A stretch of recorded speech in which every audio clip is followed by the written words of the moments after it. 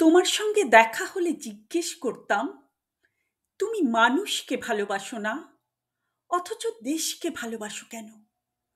দেশ তোমায় কি দেবে?